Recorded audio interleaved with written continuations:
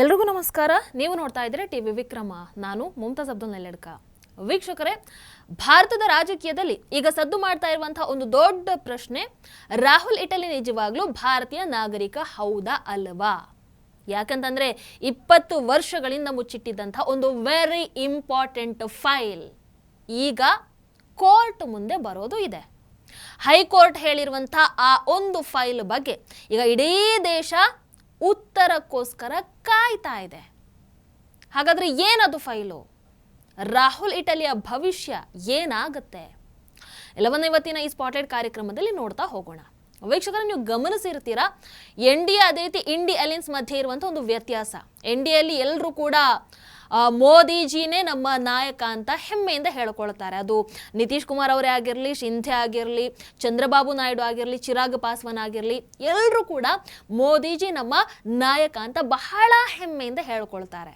ಆದರೆ ಇನ್ನೊಂದು ಕಡೆ ನೋಡಿ, ಇಂಡಿ ಅಲೈನ್ಸ್ ಸಂಪೂರ್ಣವಾಗಿ ಗೊಂದಲದಲ್ಲಿದೆ. ಎಲ್ಲರೂ ಓಪನ್ ಆಗಿ ನಮಗೆ ರಾಹುಲ್ ಇಟಲಿ ಬೇಡ, ರಾಹುಲ್ ಇಟಲಿಯ ನಾಯಕತ್ವ ಬೇಡ, ಪ್ರಿಯಾಂಕಾ ವಾದ್ರಾ ಬೇಕಾದ್ರೆ ನಾಯಕತ್ವವನ್ನ ವಹಿಸ್ಕೊಳ್ಳಿ, ಅವ್ರು ಇದನ್ನ ಮುಂದುವರಿಸಲಿ ಅಂತ ಕೇಳ್ಕೊಳ್ತಾ ಇದ್ದಾರೆ. ಮಮತಾ ಬ್ಯಾನರ್ಜಿ, ರಾಹುಲ್ ಗಾಂಧಿ ನನ್ನ ನಾಯಕ ಅಲ್ಲ ಅಂತ ಹೇಳ್ತಾರೆ. ಅರವಿಂದ್ ಕೇಜ್ರಿವಾಲ್ ಆಗಿರಬಹುದು, ಅಖಿಲೇಶ್ ಯಾದವ್ ಆಗಿರಬಹುದು, ಹೇಮಂತ್ ಸೋರೆನ್ ಆಗಿರಬಹುದು, ಸ್ಟಾಲಿನ್ ಆಗಿರಬಹುದು, ಪ್ರತಿಯೊಬ್ಬರು ಕೂಡ ರಾಹುಲ್ ಇಟಲಿ ಖಂಡಿತವಾಗ್ಲೂ ಕೂಡ ನಮ್ಮ ನಾಯಕ ಆಗೋದಕ್ಕೆ ಸಾಧ್ಯ ಇಲ್ಲ ಅಂತ ಈಗ ಓಪನ್ ಆಗಿ ಹೇಳೋದಕ್ಕೆ ಆರಂಭ ಮಾಡಿದ್ದಾರೆ. ಇದಕ್ಕೆ ಸರಿಯಾಗಿ ಈಗ ಕೋರ್ಟಿನ ಒಂದು ಮಹತ್ತರ ಆದೇಶ, ರಾಹುಲ್ ಇಟಲಿ ಭಾರತದ ಲೋಕಸಭೆಯ ವಿರೋಧ ಪಕ್ಷದ ನಾಯಕನ ಸ್ಥಾನವನ್ನ ಕಳ್ಕೊಳ್ಳುವಂತಹ ಪರಿಸ್ಥಿತಿ ಹತ್ರದಲ್ಲೇ ಬರುತ್ತಾ?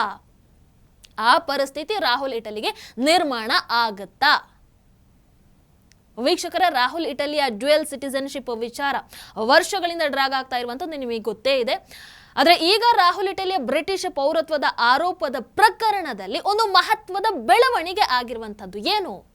ಅಲಹಾಬಾದ್ ಹೈಕೋರ್ಟ್ ಕೇಂದ್ರ ಸರ್ಕಾರಕ್ಕೆ ಮಹತ್ವದ ಸೂಚನೆಯನ್ನ ಕೊಟ್ಟಿದೆ. ಏನಪ್ಪಾ ಅಂತಂದ್ರೆ, ರಾಹುಲ್ ಇಟಲಿಯ ಬ್ರಿಟಿಷ್ ಪೌರತ್ವಕ್ಕೆ ಸಂಬಂಧಪಟ್ಟಂತಹ ಎಲ್ಲ ದಾಖಲೆಗಳನ್ನ ನ್ಯಾಯಾಲಯದ ಮುಂದೆ ಸಲ್ಲಿಸಿ ಅಂತ ಕೇಂದ್ರ ಸರ್ಕಾರಕ್ಕೆ ಆದೇಶವನ್ನ ಕೊಟ್ಟಿರುವಂಥದ್ದು. ಈ ಪ್ರಕರಣಕ್ಕೆ ಸಂಬಂಧಪಟ್ಟಂತಹ ಸಂಪೂರ್ಣ ಕೇಸ್ ಫೈಲನ್ನು ಗೃಹ ಸಚಿವಾಲಯ ನ್ಯಾಯಪೀಠದ ಮುಂದೆ ಇಡಲೇಬೇಕು ಅಂತ ಕೋರ್ಟ್ ಈಗ ಆದೇಶವನ್ನ ಕೊಟ್ಟಿದೆ. ಹಾಗಾಗಿ ಈಗ ಸಂಸತ್ತಲ್ಲಿ ಅದೇನೇನೋ ಬ್ಯಾನರ್ ಅನ್ನ ಹಿಡ್ಕೊಂಡು ತಮಗೆ ಬೇಕಾದ ಹಾಗೆ ಪ್ರತಿಭಟನೆಯನ್ನ ಮಾಡಿಕೊಂಡು ರಾಜಾರೋಷವಾಗಿ ಅದರಲ್ಲಿ ರಾಜಕೀಯವನ್ನ ಮಾಡಿ ಓಡಾಡ್ತಾ ಇರುವಂತಹ ರಾಹುಲ್ ಇಟಲಿಗೆ ಅವರದ್ದೇ ಪೌರತ್ವದ ವಿಚಾರ ಈಗ ಮತ್ತೆ ರಾಜಕೀಯವಾಗಿ ದೊಡ್ಡ ಚರ್ಚೆಗೆ ಕಾರಣ ಆಗುವಂತಹ ಸಾಧ್ಯತೆ ಬಹಳಷ್ಟು ಇದೆ. ನ್ಯಾಯಮೂರ್ತಿ ರಾಜೀವ್ ಸಿಂಗ್ ಸುಮಾರು 90 ನಿಮಿಷಗಳ ಕಾಲ ಇದರ ವಿಚಾರಣೆಯನ್ನು ನಡೆಸ್ತಾರೆ. ಅದಾದ ನಂತರ ಒಂದು ವೆರಿ ಇಂಪಾರ್ಟೆಂಟ್ ನಿರ್ದೇಶನವನ್ನು ಕೂಡ ನೀಡ್ತಾರೆ. ರಾಹುಲ್ ಇಟಲಿಯ ಬ್ರಿಟಿಷ್ ಪೌರತ್ವಕ್ಕೆ ಸಂಬಂಧಪಟ್ಟಂತಹ ಸಂಪೂರ್ಣ ಕೇಸ್ ಫೈಲನ್ನು ಕೋರ್ಟ್ ಮುಂದೆ ಇಡಬೇಕು. ಯಾರಿಗೆ ಹೇಳುವಂಥದ್ದು? ಕೇಂದ್ರ ಸರ್ಕಾರಕ್ಕೆ ಸೂಚನೆಯನ್ನ ಕೊಟ್ಟಿರುವಂಥದ್ದು. ಈ ಫೈಲನ್ನ ಗೃಹ ಸಚಿವಾಲಯದ ಸಿಟಿಸನ್ಶಿಪ್ ವಿಂಗ್, ಅದೇ ರೀತಿ ಫಾರಿನರ್ಸ್ ಡಿವಿಷನ್ ಇಂದ ತರಬೇಕಾಗತ್ತೆ.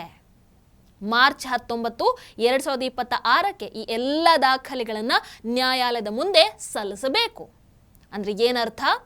ವರ್ಷಗಳಿಂದ ಗೃಹ ಸಚಿವಾಲಯದಲ್ಲೇ ಅಡಗಿ ಕೂತಿದ್ದಂತಹ ದಾಖಲೆಗಳನ್ನ ಈಗ ಕೋರ್ಟ್ ಬಲವಂತವಾಗಿ ಹೊರಗೆ ತೆಗೆಸ್ತಾ ಇದೆ. ನೋಡಿ, ನಾವು ವಿಶ್ವದ ಅತಿ ದೊಡ್ಡ ಪ್ರಜಾಪ್ರಭುತ್ವ ಅಂತ ಹೆಮ್ಮೆ ಪಡ್ತೀವಿ.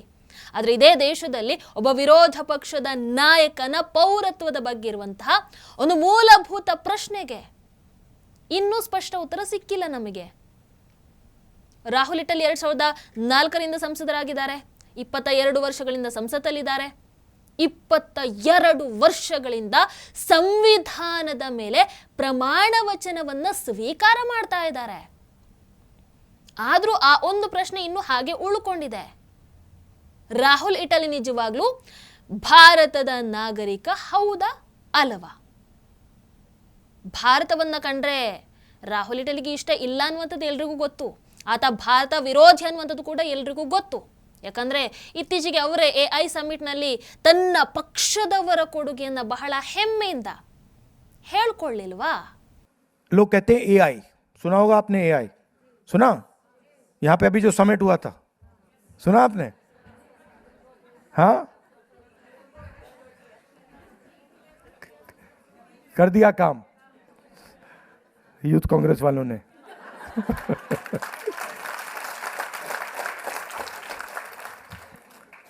ಹಾಗಾಗಿ ರಾಹುಲ್ ಇಟಲಿ ದೇಶದ್ರೋಹಿ ಅನ್ನುವಂಥದ್ದು ಎಲ್ರಿಗೂ ಗೊತ್ತು.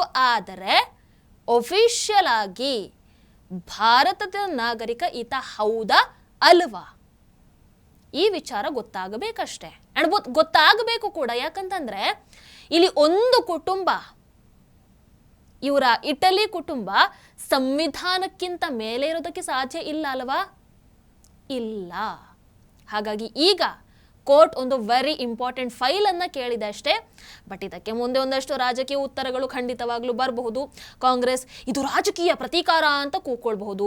ಪ್ರತಿಭಟನೆಗಳು ನಡೆದ್ರೂ ನಡಿಬಹುದು. ಯಾಕಂದ್ರೆ ಹೆಂಗೂ ಇವರಿಗೆ ಈ ಪ್ರತಿಭಟನೆ, ಶರ್ಟ್ ಬಿಚ್ಚಿ ಕುಣಿಯೋದು, ಇದಕ್ಕೆಲ್ಲ ಕಾಂಗ್ರೆಸ್ನಲ್ಲಿ ಜನ ಏನು ಕಮ್ಮಿ ಇಲ್ವಲ್ಲ, ಆಲ್ರೆಡಿ ರೆಡಿ ಇರ್ತಾರೆ. ಹಾಗಾಗಿ ಪ್ರತಿಭಟನೆಗಳು ನಡೆದ್ರೂ ನಡಿಬಹುದು. ಇನ್ನಿದಕ್ಕೆ ಅಂತಾರಾಷ್ಟ್ರೀಯ ಮಾಧ್ಯಮಗಳಲ್ಲಿ ಹೊಸ ಕಥೆಗಳು ಕೂಡ ಬರಬಹುದು. ಸೋರೋಸ್ ಸ್ಪಾನ್ಸರ್ಡ್ ಸ್ಟೋರಿಗಳು ಬರಬಹುದು.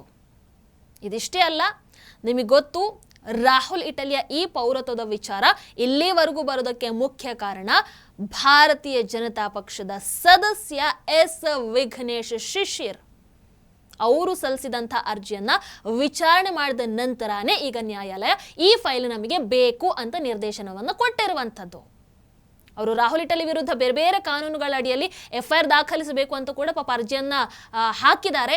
ಉತ್ತರ ಪ್ರದೇಶದ ರಾಯ್ಬರೇಲಿ ಜಿಲ್ಲೆಯ ಕೊಟ್ವಾಲಿ ಪೊಲೀಸ್ ಠಾಣೆಯಲ್ಲಿ ರಾಹುಲ್ ಇಟಲಿ ವಿರುದ್ಧ ಸೆಕ್ಷನ್ 318, 335, 340, 236, 237, 61, 148, 147, 152, 238, 336(3), 351, ಅಫಿಷಿಯಲ್ ಸೀಕ್ರೆಟ್ಸ್ ಆಕ್ಟ್ 1923, ಇದರಲ್ಲಿ ಸೆಕ್ಷನ್ 3, 5 ಮತ್ತು 6, ಪಾಸ್ಪೋರ್ಟ್ ಕಾಯ್ದೆ 1967 section 12 and 13, foreigners act 1946 section 14B, 14C ಇದರ ಅಡಿಯಲ್ಲಿ FIR ಅನ್ನು ದಾಖಲು ಮಾಡಬೇಕು ಅಂತ ವಿಘ್ನೇಶ್ ಶಿಶಿರ್ ಅವರು ಕೇಳ್ಕೊಂಡಿದ್ದಾರೆ. ನ್ಯಾಯಾಲಯ ಈಗ ಎಲ್ಲವನ್ನ ಪರಿಶೀಲನೆ ಮಾಡಿ ಒಂದು ಬಹಳ ದೊಡ್ಡ ಬೇಡಿಕೆಯನ್ನು ಇಟ್ಟಿದ್ದಾರೆ. 20 ವರ್ಷಗಳ ಹಿಂದೆನೇ ಸಾರ್ವಜನಿಕ ಆಗಬೇಕಾಗಿದ್ದಂತಹ ಒಂದು very very very important file, Rahul ಇಟಲಿಯ ಭವಿಷ್ಯ ಅಡಗಿರುವಂತಹ ಫೈಲ್. ನೋಡೋಣ ಏನಾಗುತ್ತೆ ಅಂತ. ಆಗಲೇ ಹೇಳಿದ ಹಾಗೆ ಈ ಪ್ರಕರಣದ ಮುಂದಿನ ವಿಚಾರಣೆ ಮಾರ್ಚ್ 19ಕ್ಕೆ ಅಲಹಾಬಾದ್ ಹೈಕೋರ್ಟ್ ಲಖನೌ ಬೆಂಚಲ್ಲಿ ನಡೆಯೋದಿದೆ. ಅವತ್ತು ಉತ್ತರ ಸಿಗಬಹುದೋ ಏನೋ, ರಾಹುಲ್ ಇಟಲಿಯ ಭವಿಷ್ಯ ಅಲ್ಲಿ ನಿರ್ಧಾರ ಆಗಬಹುದು. ಅಲ್ಲಿವರೆಗೂ ಕೂಡ ನಾವು ಕಾದು ನೋಡೋಣ. ನಿಮಗೇನನ್ಸುತ್ತೆ ಕಮೆಂಟ್ ಮಾಡಿ. ನಮಸ್ಕಾರ. ಟಿವಿ ವಿಕ್ರಮ, ದೇಶ ನಿಮ್ಮ ಕೈಯಲ್ಲಿ. ಈ ಕಾರ್ಯಕ್ರಮ ನಿಮಗೆ ಇಷ್ಟ ಆಗಿದ್ದಲ್ಲಿ ಲೈಕ್, ಶೇರ್ ಹಾಗೂ ಕಮೆಂಟ್ ಮಾಡಿ. ಟಿವಿ ವಿಕ್ರಮದ ಕಾರ್ಯಕ್ರಮಗಳನ್ನು ನಿರಂತರವಾಗಿ ವೀಕ್ಷಿಸಲು ಸಬ್ಸ್ಕ್ರೈಬ್ ಮಾಡಿ, ಬೆಲ್ ಐಕನ್ ಒತ್ತಿ.